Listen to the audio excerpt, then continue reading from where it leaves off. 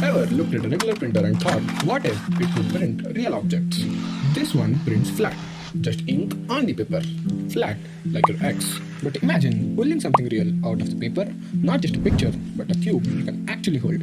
Welcome to 3D printing. It prints layer by layer to create real world objects, not just flat, but in 3 dimensions X, Y, and Z. 3D printing starts with a digital design, then slices it into layers and prints it using melted filaments, building it one layer at a time.